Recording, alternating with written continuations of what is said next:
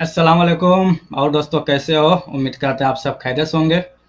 दोस्तों आज मैं आपको एग्जिट रीएंट्री और फाइनल वीज़ा के बारे में कुछ जानकारी देने वाला हूं। जैसे कि अगर आप छुट्टी गए हैं और किसी वजह से आपको अपना छुट्टी बढ़वाना पड़े तो किस तरह से आप अपना छुट्टी बढ़वाएंगे, उसका क्या तरीका है। अगर फाइनल एग्जिट आप गए हैं यानी खुरुज निहाई गए हैं, तो ऐसे कौन लोग हैं जो उस खुरुज निहाई जाने के बाद भी वापस सऊदी अरब नहीं आ सकते। तो इसी के बारे में आज आपको बताऊंगा, तो वीडियो को लास्ट तक जरूर देखिएगा। और अभी तक हमारे चैनल को सब्सक्राइब नहीं किया तो हमारे चैनल को लाइक करके हमारे चैनल को सब्सक्राइब कर लीजिए और बेल आइकन को ऑल पर जरूर सेलेक्ट कर लीजिए, ताकि मैं जो भी वीडियो अपलोड करूं उसका नोटिफिकेशन आपको सबसे पहले पहुंच सके। चलिए वीडियो की शुरुआत करते हैं और आपको बताते हैं कि सारा तरीका क्या है, कैसे आप अपना छुट्टी बढ़वा सकते हैं, कैसे नहीं बढ़वा सकते। तो जब सबसे पहले मैं आपको बताता हूँ कि आपको पहले से ही पता हो कि पहले ऐसा नहीं होता था कि आप जितने दिन की छुट्टी गए थे उससे उसी टाइम आपको उससे छुट्टी खत्म होने से पहले ही आपको वापस आना पड़ता था, ठीक ना। तो इसके बारे में जवजात से ट्विटर पे एक शख्स ने सवाल किया है कि मेरा इकामे की वैलिडिटी 25 दिन की है और क्या मैं 20 दिन अपनी छुट्टी बढ़वा सकता हूँ। तो इसके जवाब में जवजात ने जो जवाब दिया इसके बारे में आपको बताऊंगा। जवजात ने बताया है कि छुट्टी बढ़वाने के लिए आपके इकामे में कम से कम 3 महीने का टाइम होना चाहिए। अगर आपका इकामा 3 महीना से कम का समय बचा है आपके इकामे में, तो आपका सबसे पहला अपना इकामा बनवाएं, उसके बाद से अपना अपना छुट्टी बढ़वाएं, ठीक है ना। तो इसके लिए आपको सबसे पहले अपना इकामा बढ़वाना पड़ेगा। इसके बाद अपना छुट्टी आप बढ़वा सकते हैं। बगैर अगर आपके 3 महीने से एक दिन भी अगर कम रहेगा आपके इकामे में, तो आपका छुट्टी चाहे बढ़वाना तो नहीं बढ़ेगा। आपको इकामा बढ़वाने के बाद ही आपका छुट्टी बढ़ेगा।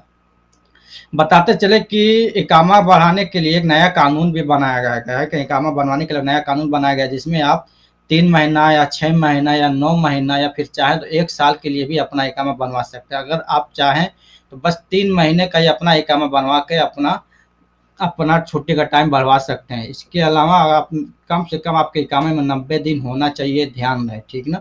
छुट्टी बढ़वाने के लिए आपके इकामे में कम से कम 90 दिन का टाइम होना चाहिए। 3 महीने से पहले कम से पहले अगर आपका इकामा होगा तो आपका छुट्टी नहीं बढ़ेगा। और ये छुट्टी बढ़वाने के लिए आपको अपने कफील या फिर अपने कंपनी से संपर्क करना पड़ेगा। उनको बोलना पड़ेगा कि हमारा छुट्टी बढ़वा दीजिए, क्योंकि ये काम आपका कफील या फिर आपका कंपनी ही कर सकता है, इसके अलावा कोई नहीं कर सकता। तो आपको ध्यान देना होगा, अगर आप किसी वजह से अपना छुट्टी बढ़वाना चाहते हैं तो सबसे पहले अपना इकामे की वैलिडिटी चेक कीजिए कि आपके इकामा की वैलिडिटी 3 महीने की है या फिर उससे कम की है। अगर 3 महीने से कम की है तो आप 3 महीने का अपना इकामा बढ़वा के अपना छुट्टी बढ़वा सकते हैं कपिल या कंपनी से बोल के। ये काम आसानी से हो जाएगा। अभी कपिल को ये चीज़ करने के लिए जात या फिर मकतब आमने जाने की ज़रूरत नहीं पड़ती है। वो घर बैठे बैठे ही अपने मोबाइल से, अपने लैपटॉप से ही, अपने कंप्यूटर से ही अपने अफसर आईडी से या अपने मुकीम आईडी से वो ये सब काम कर सकता है। इसमें लिए कोई दिक्कत, कोई घबराने वाली बात नहीं है। इसी तरह से जज से अकादमी ने सवाल पूछा कि मैं फाइनल एग्जिट जाना चाहता हूँ और फाइनल एग्जिट जाकर मैं सऊदी अरब दोबारा नया वीज़ा पाना चाहता हूँ, तो कितने दिन का इंतजार करना होगा।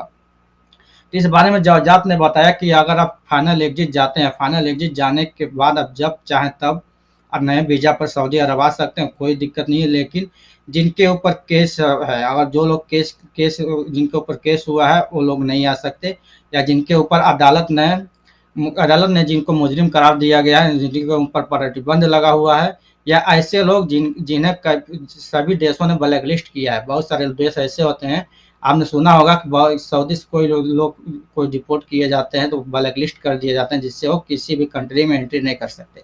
ऐसे लोगों को लोग सऊदी अरब में किसी भी वीज़ा पे एंट्री नहीं कर सकते। इनके अलावा जिनका नॉर्मल फाइनल एग्जिट, नॉर्मल खुरूज निहाई लगा है, वो बिल्कुल बेहिचक आराम से सऊदी अरब में एंट्री कर सकते हैं, चाहे जब चाहे तब नए वीज़ा पर एंट्री कर सकते हैं।